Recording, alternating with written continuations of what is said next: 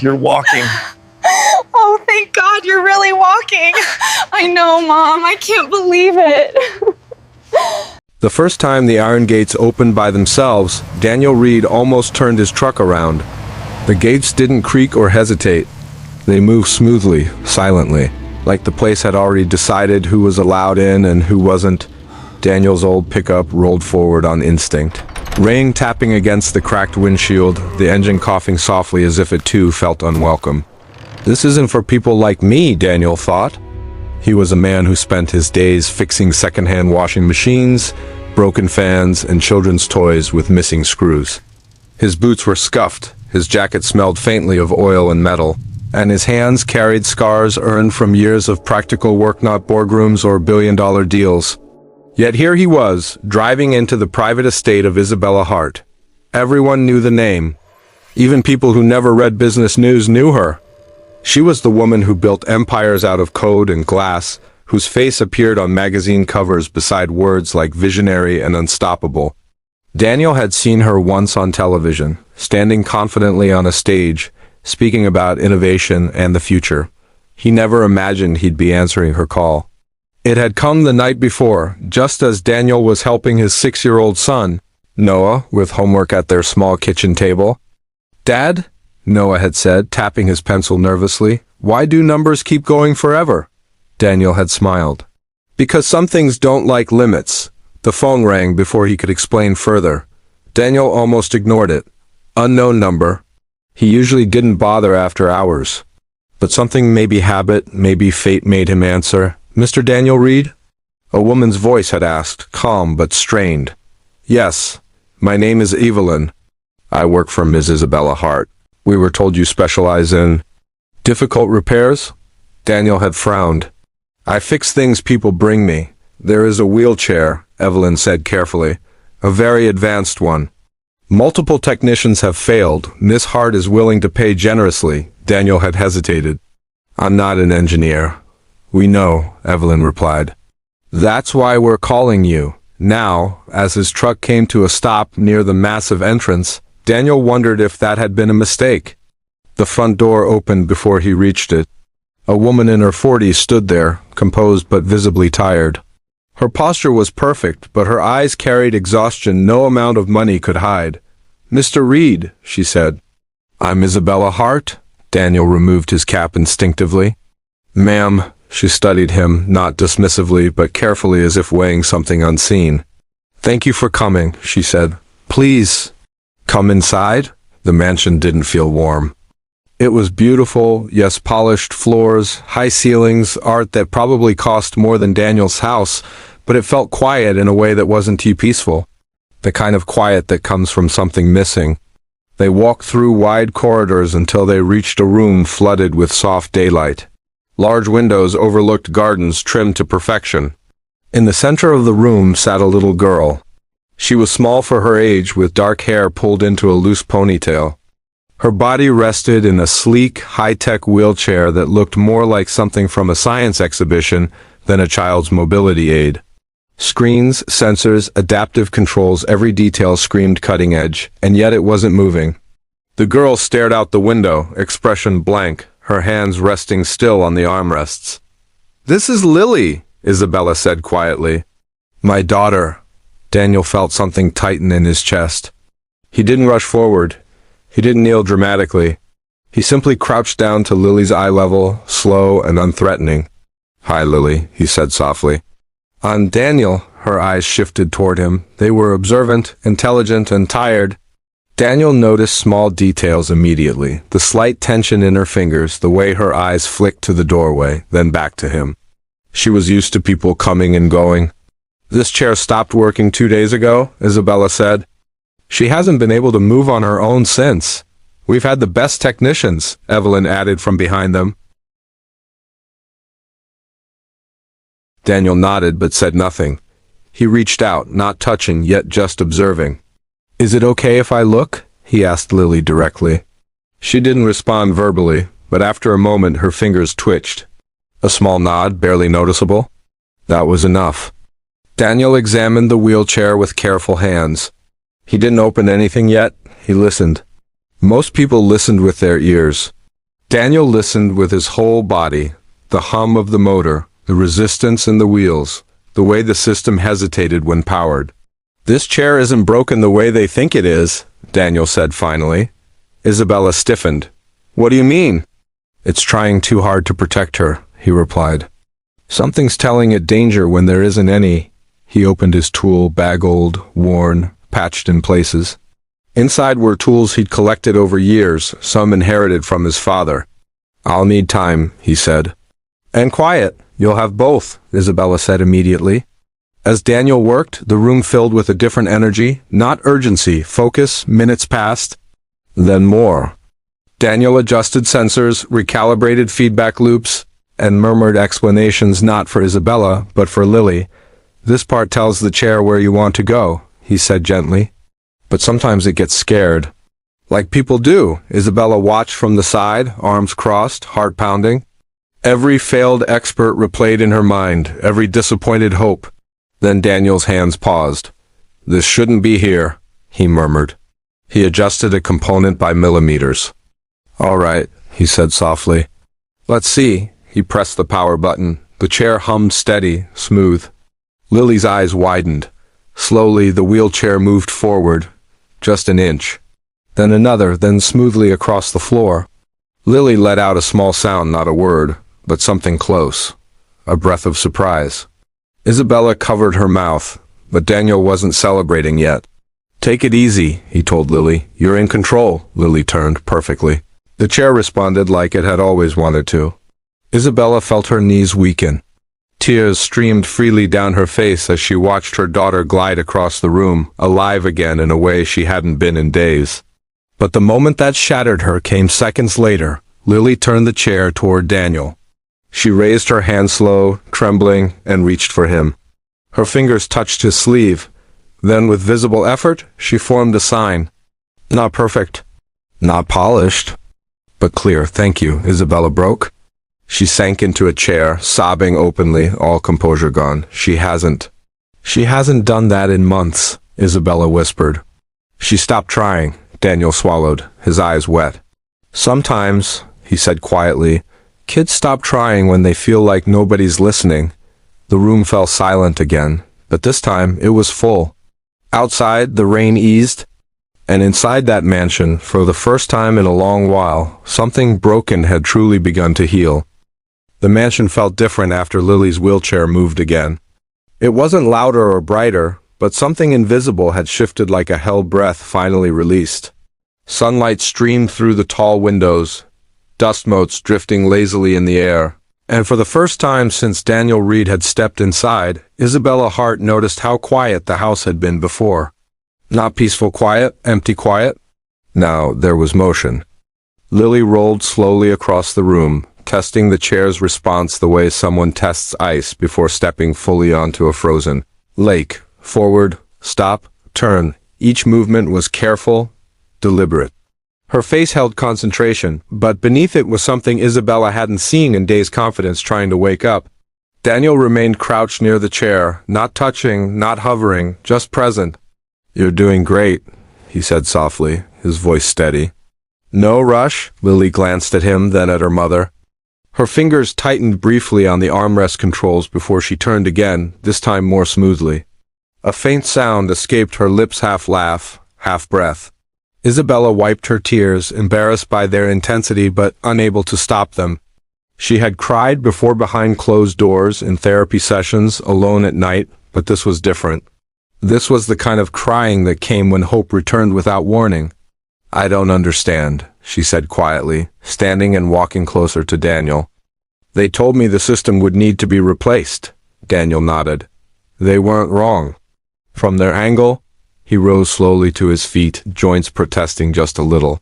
"Most people look at machines as systems, inputs, outputs, data, but this isn't just a machine." He glanced at Lily. "It's an extension of her." Isabella folded her arms, listening not as a CEO, not as a billionaire, but as a mother.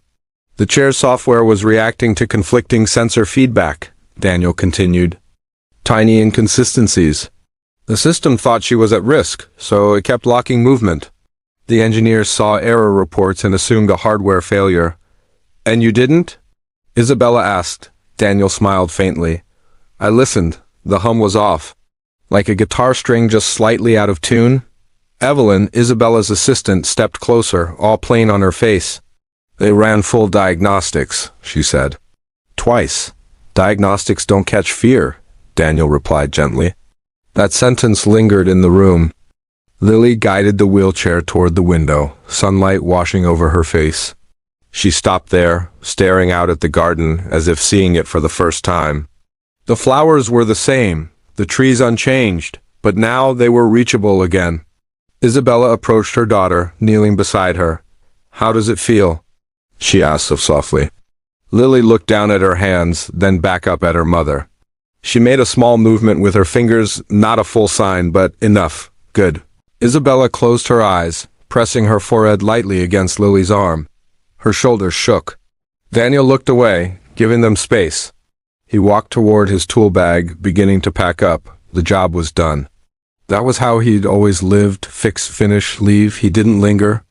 Lingerings led to attachments, and attachments had a way of reopening wounds he kept carefully stitched shut. Mr. Reed, Isabella said suddenly. He turned. Please don't go yet. There was something in her voice, not command, not entitlement, request. Daniel hesitated, then nodded. All right. They moved to a sitting area nearby, Lily positioned where she could see them both. Evelyn quietly excused herself, sensing this was no longer her place. Isabella gestured for Daniel to sit. May I ask you something personal? He shrugged. You can ask. You said you lost a daughter, she said gently. Daniel's jaw tightened. He'd learned to speak about it without breaking, but that didn't mean it didn't hurt. Her name was Emily, he said. She was 5. Isabella listened, saying nothing. She loved puzzles, Daniel continued. Hated dolls. Always wanted to know how things worked. If something broke, she'd bring it to me and say, Daddy, it's sad. His voice softened at the memory. She got sick fast. Too fast. Hospitals, machines, specialists who talked over her like she wasn't in the room. He exhaled slowly. I promised her I'd fix it. I couldn't. Isabella felt her chest ache. She understood that helplessness all too well. After Emily passed, Daniel explained, the world felt sharp and fragile. He quit his job at a manufacturing plant and opened a small repair shop instead. Broken things didn't scare him the way broken bodies did. Machines didn't look at him with hope he couldn't fulfill. And Noah? Isabella asked quietly. Daniel smiled for the first time since sitting down. He's 6, smart mouth. Big heart, he thinks I can fix anything. Can you? Isabella asked. Daniel glanced at Lily. Not anything, he said. But enough. They sat in silence for a moment, the kind that felt earned. Why didn't you take the job with the plant again? Isabella asked. You could be making more, Daniel shrugged. More money doesn't buy more time. Noah needs me around, not tired. Not absent, Isabella swallowed. The words hit closer than Daniel could have known. She had built an empire to ensure Lily had everything. And yet, how many nights had Lily fallen asleep without her by her side? A soft sound drew their attention. Lily was watching them intently. She raised her hand again, fingers moving slowly, clumsily, but with purpose. Daniel leaned forward instinctively. What is it? Lily signed carefully. You stay? Isabella's breath caught. Daniel froze. He had expected many things, gratitude, payment, dismissal. Not this? He moved closer to Lily, crouching beside her chair again. I can't stay, he said gently. I have to go home to my son. Lily's shoulders slumped slightly. Her eyes dropped. But, Daniel added quickly, I can come back. If your mom wants, Lily looked up again, hope flickering. Isabella stood abruptly. Yes, she said, perhaps too fast. Yes, I want that. She took a breath, steadying herself. Lily has therapy, equipment checks, constant adjustments. The specialists are excellent, but they don't connect with her. You do. Daniel hesitated. This was the part where things usually became complicated. I'm not a therapist, he said. I'm not asking you to be, Isabella replied. I'm asking you to help us understand her world the way you already seem to. Daniel glanced at Lily again. She was watching him closely, as if waiting for the answer that mattered most. I can come by sometimes, he said slowly. After work, weekends. Isabella nodded immediately. Whatever works for you, she paused, then added, you should be paid properly. Daniel shook his head. What you already sent is more than enough. It's not, Isabella said firmly. And this wouldn't be charity, it would be work, he considered it. Money wasn't what scared him, it was dependence, expectations, being needed in ways he might not always be able to fulfill. I'll think about it, he said. That's all I ask, Isabella replied. Later, as Daniel prepared to leave, Lily followed him halfway across the room in her wheelchair. She stopped beside him, looking up with those observant eyes. Daniel reached into his pocket and pulled out something small, a tiny metal gear, polished smooth. From my shop, he said. For luck, Lily took it carefully, turning it over in her fingers like a treasure. When Daniel stepped back into the rain, the air felt lighter. His phone buzzed almost immediately. Dad, did you fix the thing? Noah had texted, using too many exclamation marks. Daniel smiled. Yeah, he typed back. I fixed it. Inside the mansion, Isabella stood by the window again, watching the old pickup drive away. For the first time in years, she didn't see the world divided by wealth and power. She saw a man who showed up. And beside her, Lily rolled closer, clutching a small metal gear, her eyes bright with something new anticipation. Neither of them knew it yet, but Daniel Reed hadn't just repaired a wheelchair. He had begun repairing the distance between a mother and her child. And nothing, not money, not influence, would ever feel more valuable than that. Daniel Reed didn't intend to return the next day. He told himself that as he closed his repair shop early, wiping grease from his hands while the sky outside dimmed into evening. He had a routine pick up Noah from his neighbor's place, make dinner, check homework, read a story before bed. Routines kept life steady, predictable, safe, but at 6:17 p.m. his phone buzzed. It was Isabella Hart. Lily keeps asking if you're coming back, the message read. No pressure. I just wanted you to know. Daniel stared at the screen longer than he meant to. Kids ask for things all the time, he told himself. Ice cream for dinner, a later bedtime. Things they forget by morning, but Lily wasn't like that. Lily asked with effort, with intention. An hour later, Daniel found himself driving up the familiar hill again, Noah asleep in the back seat, blanket tucked under his chin. The mansion gates opened as smoothly as before, but this time Daniel didn't hesitate. Inside, the house was quieter than yesterday, but not empty. Soft music played somewhere down the hall. Lights were lower, warmer. Isabella met him near the entrance, relief flashing across her face before she masked it. You came, she said. I couldn't stay long, Daniel replied. Noah's with me. That's fine, Isabella said immediately. You're both welcome. She led them to the living room. Lily was there, her wheelchair positioned near a low table. The moment she saw Daniel, her posture changed. Her hands lifted slightly, fingers fluttering. Daniel crouched. Hey, Lily smiled, not tentative this time. Certain, she signed, carefully. You came, Daniel nodded. I said I would, Noah stirred, rubbing his eyes.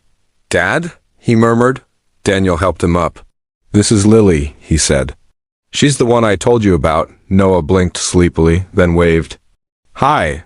Lily watched him with fascination, another child.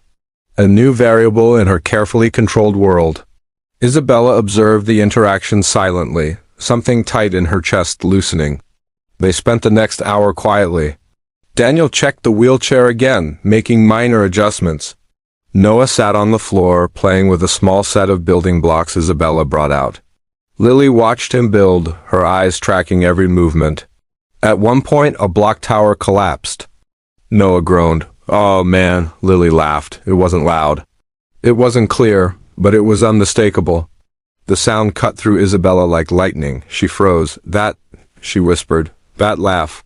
She hasn't. Daniel looked at her, eyes soft. Kids laugh easier around other kids. Isabella turned away, tears welling again. That night became the first of many visits.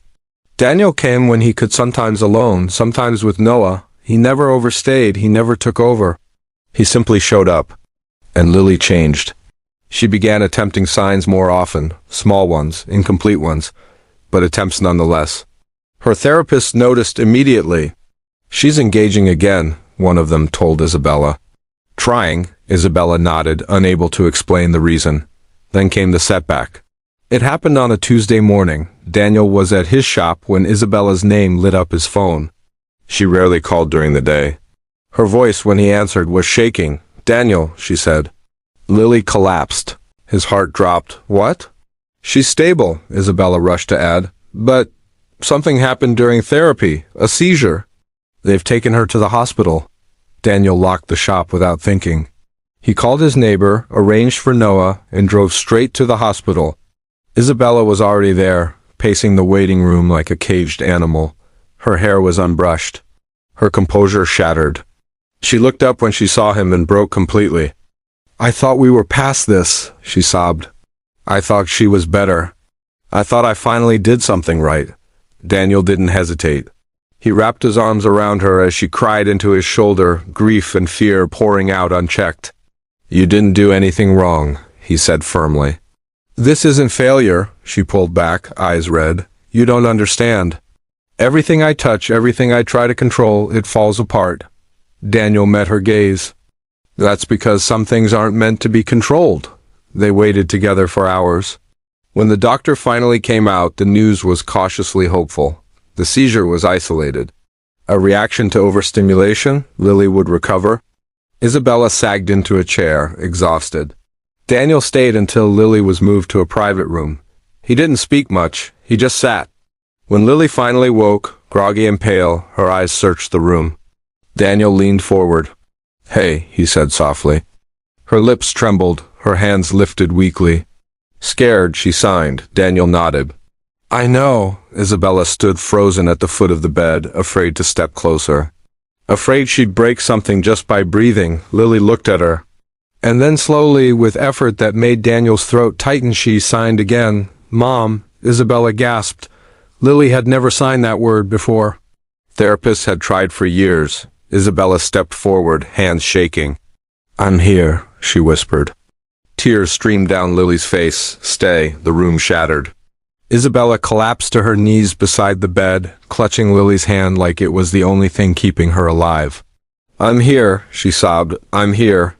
I'm not going anywhere." Daniel turned away, giving them privacy, his own eyes burning. That night, something fundamental shifted. Isabella canceled meetings, board calls, trips. She began working from home, being present, sitting through therapy sessions instead of reviewing reports, and Lily noticed. Weeks later, during one of Daniel's visits, Lily asked him to help her with something new. Her therapist watched, curious. Lily concentrated hard, fingers moving slowly, deliberately. "I try." Daniel smiled. "That's all anyone can do." She looked at her mother, then back at Daniel. "Thank you." For Mom, Isabella froze. Daniel swallowed. "I didn't do that," he said gently. Lily shook her head slightly. "You showed her. That was the moment." Isabella realized the truth she had been avoiding for years, that Lily didn't need more technology, more money, more solutions. She needed connection. And Daniel Reed had given her that without ever trying to take credit. Later that evening, Isabella approached Daniel quietly. "I've spent my life believing I could solve anything if I worked hard enough," she said. "But the most important thing in my life was slipping away while I was busy fixing everything else?" Daniel nodded. "We all learn that one late." Isabella looked at him, resolve in her eyes. "I want to change things. Not just for Lily, for others like her." Daniel raised an eyebrow. "What are you thinking?" She smiled through tears. "I want to build spaces where families don't feel alone, where parents don't have to choose between providing and being present." Daniel considered that. "That's a big fix. I finally know what matters," she said. Across the room, Lily watched them, her hands resting calmly in her lap. She wasn't smiling. She was peaceful. And for Isabella Hart, the woman who once believed power was measured in numbers and influence, that peace became the most valuable thing she had ever known. Because in a quiet hospital room, with one signed word, "Mom," her life had been permanently, irrevocably changed. The mansion had never felt so alive. Weeks had passed since Lily's seizure, and Daniel Reed had become a quiet, steady presence in their lives. Not as an employee, not as a tutor, but as someone who simply understood the unspoken language of a child who lived between silence and motion. And slowly, Isabella Hart was learning to do the same. The transformation wasn't immediate. Wealth could buy technology, comfort, and opportunity, but it could not buy patience, presence, or understanding. For years, Isabella had thought she was doing everything for Lily. She bought the best equipment, hired the best therapists, invested in every advanced technology imaginable. Yet, her daughter had remained distant, withdrawn, as if the walls of luxury were invisible barriers separating them from her heart. Daniel didn't bring walls. He brought space, understanding, a hands-on connection that no report, no therapy plan, no device could replicate. And the results were subtle at first, a laugh here, a sign there, fingers tracing the air as she communicated her needs, her joy, her frustration. Isabella noticed everything. She had to. For the first time, she had no choice but to watch her daughter truly live. That morning, the sun came streaming through the windows, painting the room in gold. Lily sat in her wheelchair near the window, her gaze following the wind as it tugged at the trees outside. Daniel had arrived early as he usually did, balancing Noah on his hip, backpack slung over his shoulder. "Morning," Daniel said softly. Lily's eyes lit up at the sound. She signed quickly. "Daniel." "Morning, Lily," he said with a smile, setting Noah down beside a toy train set. Isabella watched silently from across the room, hands resting on the edge of a glass table.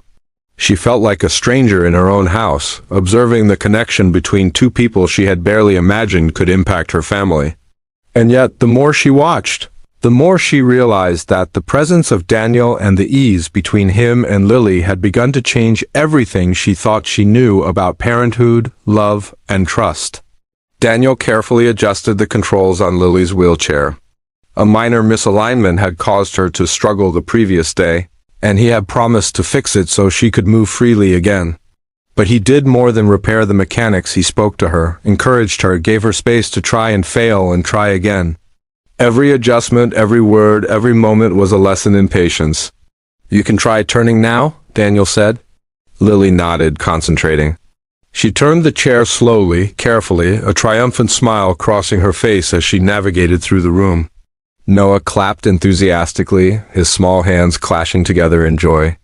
Lily's laugh followed, a clear, vibrant sound that filled the room like sunlight. Isabella's chest tightened. She had heard her daughter laugh before, of course, but never like this, free, spontaneous, alive. It was a sound she realized she had been starving for, a sound she had taken for granted as impossible to recover. "Mom!" Lily signed suddenly, looking toward her. "Look," Isabella moved closer. Lily guided the wheelchair toward her and reached out, fingers brushing against her mother's hand. A spark of connection passed between them, fragile but unmistakable. Tears welled in Isabella's eyes. She wanted to speak but couldn't find the words. Words had failed her in the past. Words were always about control, about schedules, about money. Words could not express the depth of love she now felt as her daughter reached for her voluntarily, asking only for presence. Daniel watched quietly, knowing this moment was bigger than him, bigger than any technical fix. He had been part of the process, yes, but this was a mother reclaiming her child's trust, reclaiming her own heart. After breakfast, Isabella suggested they go outside. The gardens were immaculate, trimmed hedges and blooming flowers stretching out in every direction. Daniel helped Lily navigate the paths, guiding her carefully but letting her feel the independence she craved. Noah ran ahead, chasing butterflies and giggling at the movement of the leaves in the wind. Lily's wheelchair hummed along the stone paths, responsive and precise. Daniel's adjustments had made all the difference, but it wasn't just about the machine. He had taught Lily to trust herself again, to feel her strength and capability. Isabella watched her daughter beam as the sunlight hit her face, tears threatening to spill once more. They reached a small pond in the center of the garden. Ducks floated lazily on the surface, and the reflection of trees shimmered in the water. Lily stopped the wheelchair and leaned forward slightly, eyes wide with wonder. She signed slowly. "Beautiful. It is," Isabella whispered. She knelt beside her daughter, letting her hand rest gently on Lily's. "It really is." Lily's small fingers wrapped around her mother's hand for the first time without hesitation. The physical touch was simple, almost mundane, but for Isabella, it carried the weight of months of absence, of missed moments, of helplessness. Daniel stood quietly, observing. He didn't intrude. He knew this was not his moment. This was Isabella and Lily, mother and daughter, reconnecting in a way that no one could manufacture. The sun moved higher in the sky, casting light over the garden, and Daniel decided it was time to leave. He had other responsibilities: Noah, his repair shop, the life he couldn't abandon. But as he began to guide Lily back toward the house, she suddenly signed with urgency. "Stay." Daniel froze. Isabella's breath caught. Lily had never asked Daniel to stay before. She had never explicitly expressed desire beyond communication. It had always been about him facilitating, guiding, helping her regain control. Now, she wanted him present, not as a teacher, not as a fixer, but as a companion in her world. Daniel looked at Isabella, unsure what to do. He knew he couldn't stay permanently. He had a son, a life. But he also recognized the gravity of the request, the depth of trust and attachment that Lily had formed in such a short time. Isabella stepped closer to Daniel, understanding without words. She placed her hand on his shoulder. "He can stay," she said softly, "if you want." "For today?" Daniel nodded, a lump forming in his throat. He sat down beside Lily in the grass, letting her guide the conversation, sign words, gestures, small expressions of thought. Noah joined them, sitting cross-legged nearby, and the three of them shared a quiet, easy rhythm. Isabella observed, overwhelmed. She realized that for years she had tried to control everything: therapists, schedules, diets, even playtime. She had used her wealth to manufacture safety, to enforce stability. But she had forgotten one crucial truth: love cannot be controlled. Connection cannot be bought. And children cannot flourish under constant observation. They need trust, space, and the freedom to fail and succeed on their own. As the afternoon faded, a gentle breeze carrying the scent of flowers stirred the garden. Daniel helped Lily navigate a small incline, cheering her on with quiet encouragement. She laughed, the sound ringing clear and true. Noah clapped for her again. Isabella felt something shift within her.